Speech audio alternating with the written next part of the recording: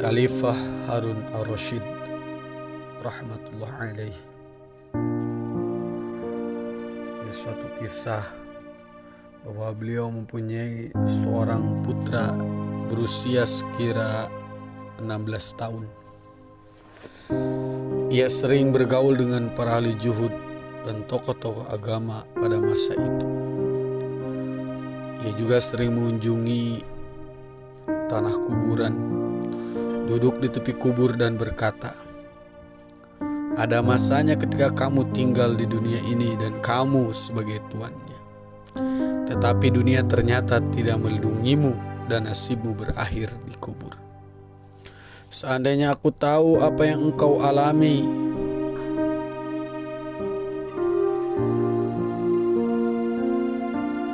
sekarang ini, tentu aku ingin mengetahuinya. Apa yang kamu katakan dalam menjawab pertanyaan-pertanyaan yang akan ditanyakan kepadamu?" Kemudian pemuda itu, yakni anak daripada Khalifah Harun ar-Rasyid rahmatullah alaih, membaca syair, "Tara uniyal janaizu kullu yaumin wa tahzununi buka udnaihati." Pemakaman menakutkanku setiap hari dan ratapan wanita-wanita yang berduka cita membuatku sedih. Pada suatu hari anak itu datang ke istana ayahnya Harun ar-Rasyid yang sedang duduk bersama ajudan pribadinya, para pejabat dan tamu-tamu terhormat lainnya. Sedangkan putranya itu berpakaian yang sangat sederhana dengan sorban di kepalanya. Ketika orang-orang istana itu melihatnya demikian, mereka berkata, "Keadaan anak ini menghina Amirul Mukminin di hadapan para bangsawan. Jika ia dapat memperingatkannya, mungkin anak itu akan menghentikan kebiasaannya." Khalifah mendengar ucapan itu, maka ia berkata kepada anaknya, "Anakku sayang, engkau telah mempermalukanku di hadapan para bangsawan." Anak itu tidak berkata sepatah kata pun atas ucapan ayahnya. Bahkan ia memanggil seekor burung yang bertengger di dekat situ. "Wahai burung, aku memohon kepadamu demi zat yang menciptakanmu, datanglah dan duduklah di atas tangannya." Burung itu terbang menghampirinya dan hinggap di atas tangannya. Kemudian anak itu menyuruh terbang lagi, dan burung itu pun terbang kembali ke tempat semula. Kemudian ia berkata kepada ayahnya, Ayahku sayang, sesungguhnya kecintaanmu kepada dunia inilah yang memalukan diriku. Aku telah memutuskan untuk berpisah denganmu." Setelah berkata demikian, ia pergi hanya dengan berbekal Al-Quran saja. Ketika ia memohon pamit kepada ibunya, ibunya memberinya sebuah cincin yang sangat indah dan mahal, agar ia dapat menjualnya jika ia memerlukan uang. Anak laki-laki itu pergi ke Basrah dan bekerja bersama para buruh. Namun ia hanya bekerja pada hari Sabtu saja, dan ia gunakan upahnya sehari untuk 1 minggu dengan menggunakan 1 danak atau 1/6 dirham setiap hari. Kisah selanjutnya diceritakan oleh Abu Amir Basri rahmatullah alaih sebagai berikut. Pada suatu ketika setelah dinding rumahku roboh dan aku membutuhkan seorang tukang batu untuk memperbaikinya, seseorang yang memberitahuku bahwa ada seorang anak laki-laki yang dapat mengerjakan pekerjaan tukang batu.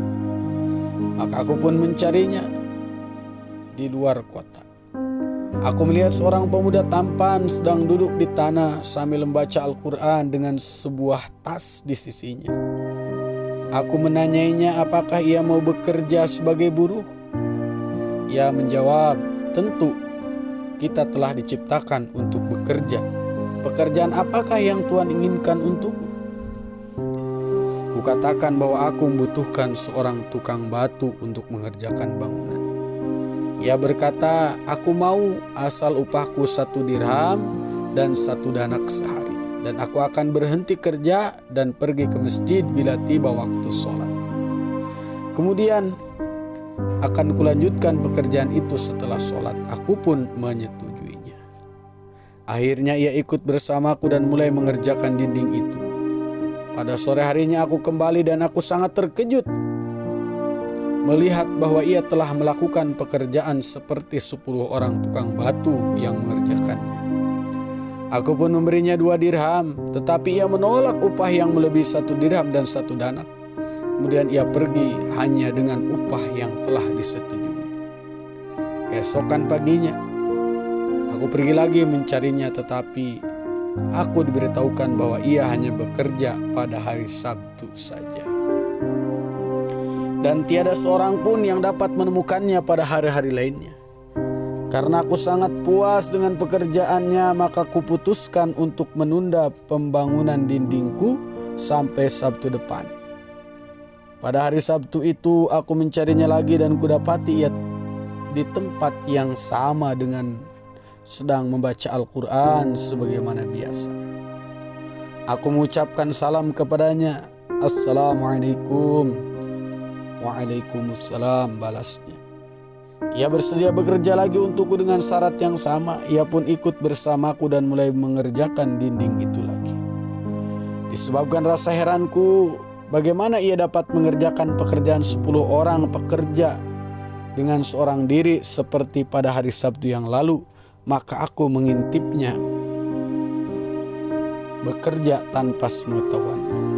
Aku melihatnya dengan sangat takjub bahwa ketika ia meletakkan adukan semen di dinding, maka batu-batu itu dengan sendirinya menyatu.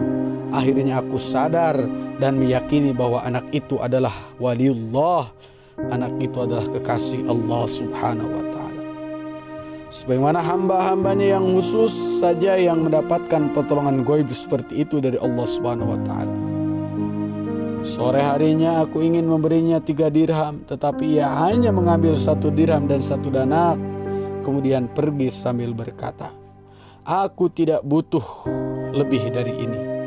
Aku menunggu minggu berikutnya, lalu aku mencarinya pada Sabtu berikutnya, tetapi aku tidak berhasil menemukannya. Aku bertanya kepada orang-orang. Ada seorang laki-laki memberitahuku bahwa anak itu sedang mengalami sakit selama 3 hari dan berbaring di tempat yang sepi. Kemudian aku membayar seorang untuk mengantarkanku tempat itu. Setibanya di sana ia terbaring di atas tanah, tak sadarkan diri. Kepalanya berbantalkan sepotong batu. Aku menyalaminya, tetapi ia tidak membalasnya. Aku berkata, Assalamualaikum. Lebih keras lagi ia membuka matanya sedikit dan mengenaliku. Aku baringkan kepalanya di pangkuanku, tetapi ia kembali meletakkan kepalanya di atas batu dan membaca beberapa bait syair. 2 di antaranya yang aku ingat berbunyi demikian. Ya sahibi la taghtarir bitana'umin fal umru yang fadu wa na'imu yazulu wa idha hamalta ilal quburi janazatan fa'lam bi annaka ba'daha mahmulun. Wahai kawan, janganlah engkau terperdaya dengan kemewahan dunia, karena hidupmu akan berlalu. Kemewahan hanyalah untuk sekejap mata, dan bila engkau mengusung jenazah ke pemakaman, ingatlah suatu hari engkau pun akan diusung ke pemakaman. Kemudian anak itu berkata padaku, Abu Amir, jika ruhku telah melayang, mandikanlah aku dan kapanilah aku dengan pakaian yang kupakai sekarang. Sahutku, sayangku, aku tidak keberatan membelikan kain baru untuk kapan. Ia berkata, orang yang masih hidup lebih menginginkan pakaian yang baru daripada yang mati. Anak itu menambahkan, kapan lalu lama atau baru akan segera membusuk. Yang tinggal dengan seorang setelah kematian adalah amal perbuatannya. Berikanlah sorban dan kendi airku kepada penggali kubur. Dan jika engkau telah memakamkanku, sampaikanlah Al-Quran dan cincin ini kepada Khalifah Harun ar-Rasyid. Tolonglah agar langsung ke tangannya dan katakan padanya, benda-benda itu telah dipercayakan kepadaku oleh seorang lelaki asing yang mintaku untuk menyampaikannya kepada engkau dengan pesan, wahai ayah, perhatikanlah jangan sampai engkau meninggal dalam kelalaian dan terpedaya oleh dunia. Dengan kata-kata itu di bibirnya, anak itu meninggal dunia. Saat itu barulah aku sadari bahwa anak itu adalah seorang pangeran. Setelah wafat aku pun memandikannya, mengkapaninya dan membaringkannya dalam kubur sesuai dengan pesannya. Lalu kuberikan sorban dan lotahnya kepada penggali kubur. Kemudian aku pergi ke Baghdad untuk menyampaikan cincin dan Al-Quran kepada Khalifah Harun ar-Rasyid. Sungguh beruntung, setibanya aku di sana, baru saja iringan Khalifah keluar istana, aku berdiri di sebuah tempat yang agak tinggi sambil memperhatikan pawai itu. Tidak lama kemudian keluarlah satu pasukan terdiri dari 1.000 orang berkuda, diikuti oleh 10 pasukan lagi yang masing-masing berdiri dari 1.000 orang berkuda. Di antara pasukan yang terakhir terlihatlah Amirul Mukminin, maka aku pun langsung memanggilnya dengan berteriak, "Amirul Mukminin, aku mohon kepadamu atas nama hubungan kekeluargaan dengan Rasulullah SAW, berhentilah sebentar." Amirul Mukminin berhenti dan melihat sekeliling. Lalu aku maju ke depannya dan menyerahkan kedua benda amanat dari almarhum putranya pangeran itu. Lalu aku berkata, benda-benda ini telah dipercayakan kepadaku oleh seorang pemuda asing yang kini telah meninggal dunia. Ia berwasiat agar benda-benda ini disampaikan langsung ke tangan Tuan. Khalifah memandangi cincin dan Al-Quran itu sambil menundukkan kepalanya dengan sedih. Aku melihat air matanya mengalir. Kemudian ia menyuruh pengurus istana untuk mengantarkanku ke istana. Aku tinggal bersama pengurus istana itu. Setelah Khalifah kembali pada sore harinya, ia menyuruh agar tirai-tirai istana diturunkan dan menyuruh pengurus istana agar membawaku ke hadapannya. Kemudian ia berkata, lelaki itu hanya akan menimbulkan kesedihan bagiku. Pengurus istana menemuiku dan berkata, Amirul Mukminin memanggilmu. Namun ingatlah, ia jiwanya sedang bergoncang. Jika engkau ingin mengatakan sesuatu dalam 10 kata, cobalah mengatakannya dengan 5 kata saja. Kemudian ia mengantarkanku ke kamar pribadi Khalifah. Kulihat Khalifah sedang duduk seorang diri. Lalu ia menyuruhku untuk duduk di dekatnya.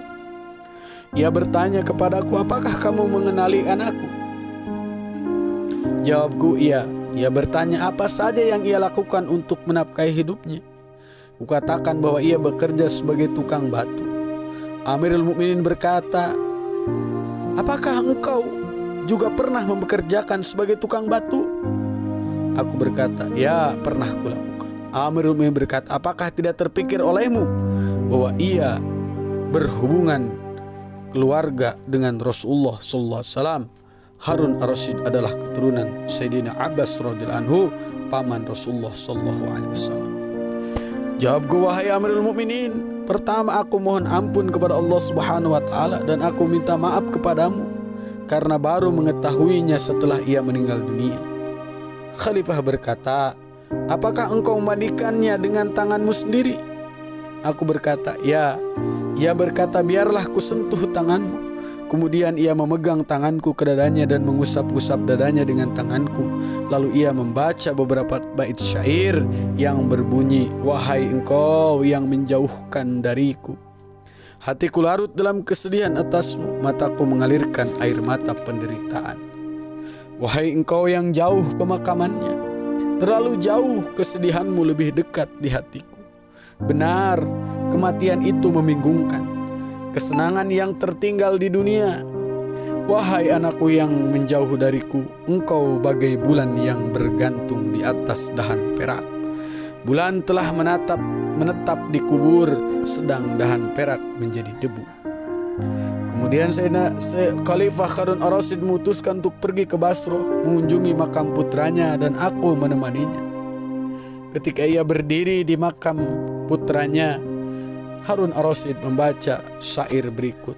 Wahai pengembara ke alam yang tidak diketahui, tidak akan kau kembali ke rumah. Kematian telah merenggutmu pada awal masa remajamu. Wahai penyejuk mataku, engkaulah pelipur laraku.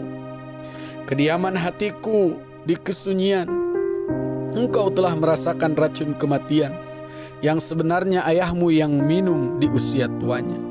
Sungguh setiap orang akan merasakan kematian, apakah ia seorang pengembara ataupun seorang penduduk kota. Segala puji bagi Allah yang Esa, yang tidak mempunyai sekutu. Karena ini adalah bukti dari keputusannya. Kemudian pada malam berikutnya setelah menunaikan kebiasaan ibadah harianku, dalam tidurku aku bermimpi melihat sebuah istana berkubah penuh nur, di atasnya ada awan dari nur yang menaunginya. Dari awan nur itu keluarlah suara almarhum pemuda itu yang berkata, "Abu Amir, semoga Allah Subhanahu wa taala menganugerahimu pahala terbaik." Aku bertanya kepadanya, "Sahabatku, apa yang telah engkau alami di alam sana?" Ia berkata, "Aku telah diakui di hadapan Robku yang maha pemurah dan yang merasa senang denganku. Ia telah memberiku karunia yang maha indah. Tidak pernah melihatnya oleh mata, tidak pernah mendengarnya oleh telinga, dan akal tidak akan sanggup memikirkannya." Abdullah bin Mas'ud berkata, di dalam Taurat tertulis bahwa Allah Subhanahu wa taala menyiapkan satu karunia bagi mereka yang meninggalkan tempat tidurnya untuk menangis kepada Rabb mereka dalam salat tahajud, yang tidak pernah mata melihatnya, tidak pernah telinga mendengarnya, tidak pernah terpikir oleh akal seseorang, dan tidak ada seorang pun atau malaikat yang mengetahuinya, dan tidak pernah diketahui oleh siapapun. Allah Subhanahu wa taala berfirman di dalam Al-Qur'an, "Fala ta'lamu nafsum ma ukhfiya lahum min qurrati a'yunin jazaa'an bima kanu ya'malun." Seorang pun tidak mengetahui apa yang disembunyikan untuk mereka, yaitu bermacam-macam nikmat yang menyedapkan pandangan mata sebagai balasan terhadap apa yang telah mereka kerjakan. Kemudian arwah pemuda itu berkata kepadaku dalam mimpi, Allah SWT telah berjanji kepadaku, bersumpah demi keagungannya, bahwa dia akan menganugerahiku kehormatan dan karunia semacam itu kepada semua yang keluar dari dunia seperti aku tanpa ternodai agama. Penulis kitab Ar-Raud berkata bahwa kisah ini juga telah disampaikan kepadanya melalui peristiwa yang lain. Ditambahkan dalam riwayat ini bahwa seseorang bertanya kepada Sayyidina Harun ar-Rasyid mengenai putranya. Ia berkata, "Putraku dilahirkan sebelum aku diangkat sebagai khalifah. Ia diasuh, diajarkan adab dan sopan santun dengan sangat baik. Ia telah mempelajari Al-Quran dan ilmu-ilmu agama lainnya. Tetapi ketika aku diangkat menjadi khalifah, ia meninggalkanku dan pergi. Kebesaran duniaku tidak memberikan kesenangan dalam hidupnya, dan dia tidak ingin memanfaatkan sedikit pun. Ketika ia akan pergi, aku minta ibunya agar memberinya sebuah cincin mutiara yang sangat indah, namun ia menolak memakainya dan mengirimkannya kembali sebelum ia wafat. Anak itu sangat patuh kepada ibunya." Dari kitab Ar-Raud, dan juga dijelaskan dalam kitab Al-Khatib tentang sejarah Baghdad. Allah